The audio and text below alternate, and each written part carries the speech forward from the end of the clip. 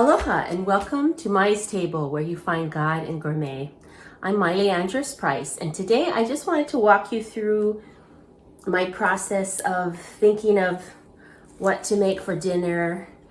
And I know that a lot of you out there don't really like to cook, but it really can be a fun process. So I'm going to show you how I just think about what I have in my kitchen and in my refrigerator and freezer and pantry.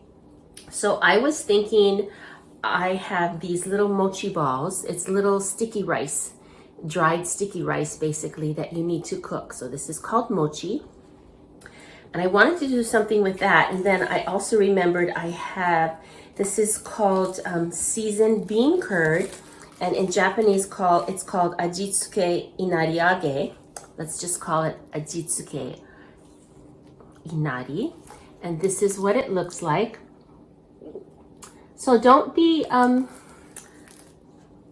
put off by the ingredients. I'm just showing you the process, really. This can be done with whatever ingredients you have in your pantry and in your kitchen. So I was thinking of those two things. And I also have, this is kampyo. It is dried burdock root. And I wanted to stuff these bean curd. They're little squares, and I'll show you in a minute, but they're little squares. I wanted to stuff it with a piece of this mochi and make some kind of soup. And to secure it in the bean curd, I'm going to use this as like a little tie.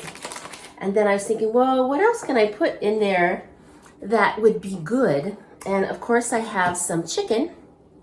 Costco, sells these pieces of chicken that are nicely sealed. So I'm going to use some of that. And I went through my refrigerator. Here, I'll show you. So here's my refrigerator. I went through and I have some little one buck I'm going to put in there because that'll be good. What else will go good with that? I have some ginger and I have some onion. I am an onion girl. I really love onions. And you know what? I also have some leftover. This is miso soup that I made the other day. So I'm going to somehow incorporate that. And I have some very nice, I made what we call here in Hawaii hapa rice. So this is half actually black rice and half white rice. I have that left over. So that's what it looks like. And I'm just going to make a soup and I'm going to have it over rice. So I will show you my different steps and it won't take very long. And I'm using ingredients I already have, so I don't have to go shopping. And I hope that after this little information that you can go and look through in your kitchen, in your pantry, and think, what can I make with what I have already? And I promise you, you will be amazed how much you have. Even if you open your refrigerator and you think, oh, there's not very much in there. There's stuff in your freezer.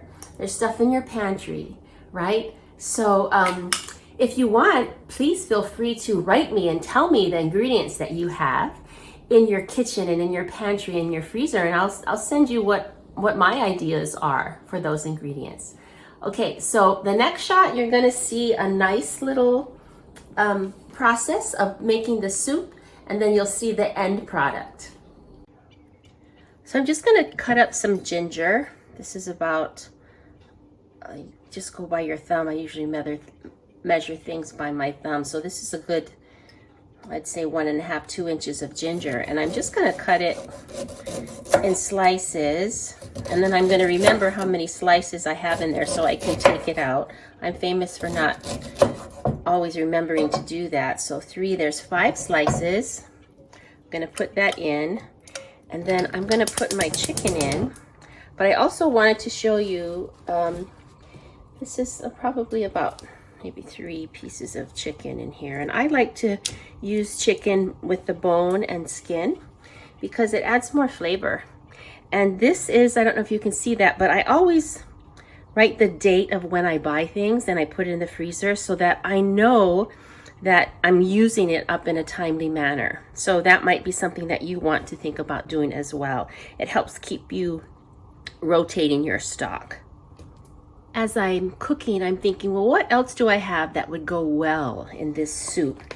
And I have this dried shiitake mushrooms in my pantry. And this will go very nicely with the chicken and the other Japanese ingredients, the mochi. So I have about a loosely packed cup of dried shiitake mushrooms, and I'm going to put it in. This is about a cup of water. You just want to reconstitute it. Let it soak for about 20 minutes at least. And then I'm going to put all of it with the water in there, the mushroom flavored water, into the soup. So I'm just going to let this boil and simmer for a while and let you know what else I'm decided to do. So I'm going to add the miso soup that I had. It's just very little. It's just a really good way to use up what you have in the refrigerator if you have leftover soup. And I also found some, this is water chestnuts in my freezer that I'm just going to add. And I'm going to take out some of it. Still has ice chips on it. I'm going to take the ice chips out and put the rest of it in. And then now is about a good time. This has been soaking the shiitake mushrooms for a while, so I'm going to add that. This has been simmering for about 45 minutes. I'm just going to let it simmer a tad more, and then I will take the meat off of the bones. And this is something also I found in my freezer. This is lotus root. It's also called renkon. I'm going to chop that up and put it in. And I wanted to show you, this is the ajitsuke aburage. This is the bean curd, and so I'm going to put a little piece of mochi in there and wrap it. So I tasted the lotus root, the renkon, and I had actually dated it, and it was actually 2 years old. So I tasted it, and it really wasn't good. So I am not adding the lotus root. Right now I'm just tying the burdock root around this little mochi package. I just ended up cutting each mochi into 4s. That way it'll fit nicely.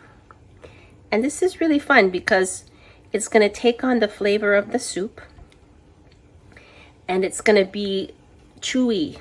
And if you're familiar with mochi, you know, they have mochi ice cream and different mochi desserts. It's just really fun to eat. Eating is also about texture. So I'm just going to finish this up, and I'm going to throw it in once I have deboned the chicken. I'm going to add a little bit of soy sauce or shoyu to my soup and give it a taste. And then I'll plate it up for you. But I have my soup going on the other burner. There it is, simmering. And I'm going to chop up my meaty bok choy. This really lasts a long time. I'll just chop it up and put it in the very, very last thing before serving this soup.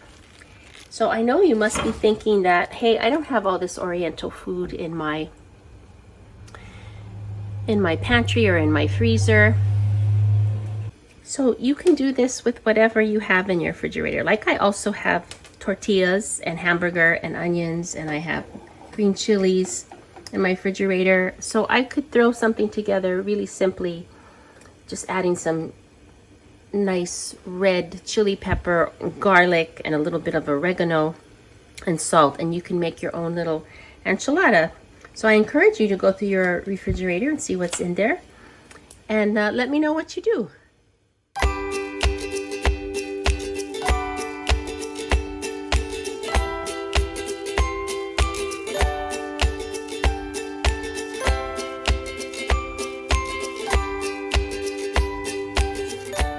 All right, so I deboned the chicken. I put it in there. I have the mochi that's been boiling for about 5 minutes. I'm just gonna put my baby bok choy in and let that just come up to a nice soft boil.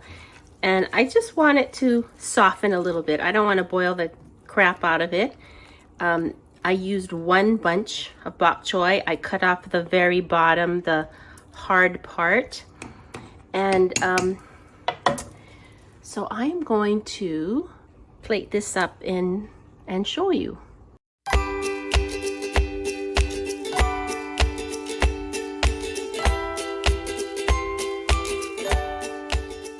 Okay, the finished product. I just put some rice in the bottom of the bowl and added that on top. And I'm coming off of a little cold, so this broth really feels good on my throat. And I just wanted to talk to you as if you were sitting right here next to me, eating this. You know what? I need to take a bite of the mochi.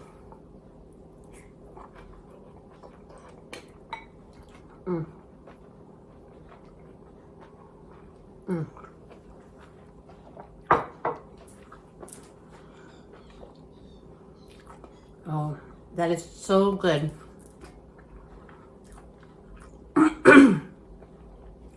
The bean curd has seasoning in it, so you get that seasoning along with the blend of the different flavors of the soup. And the chewiness, the soft chewiness of the mochi is just super comforting. I love it. But I just wanted to say, you know, not every recipe needs to be followed exactly. Don't be uptight. Like this recipe, obviously I threw together. It's not an old family recipe. It's just what I had in my kitchen. Doesn't really matter insanely what order you do everything in. Looking back, I think I would have put the shoyu in, the soy sauce in, right when I did the ginger and the frozen chicken, just so that the chicken could absorb that flavor. But I'm really happy with the way it turned out. And this is another way that you can make, or at least decrease, your stress of cooking. Just be open to it. Just see what comes to you. Think what, oh well, this will go together, and throw it together. How do you think recipes came along anyway? People just tried things. And there have been times when I threw things together and oh my gosh, it came out so good that then it did become a recipe that I used and used again. So I hope this was fun for you. I hope that you experiment and just take off any kind of stress. Just see how it comes out. Just have fun. So what is the spiritual message in this recipe?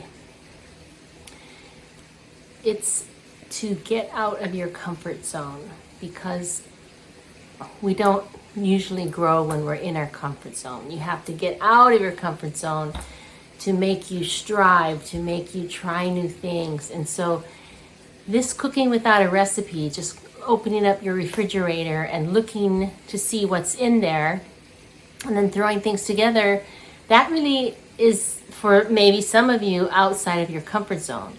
And it also, if you do something like that and it is outside of your comfort zone, then it helps your brain to keep active. And so you might be thinking that, well, hey, Miley, you are in your comfort zone when you are cooking and when you're talking about God. And you would be so right. However, I am way out of my comfort zone when it comes to social media. I am okay, here's the huge learning curve, and I'm about, right there.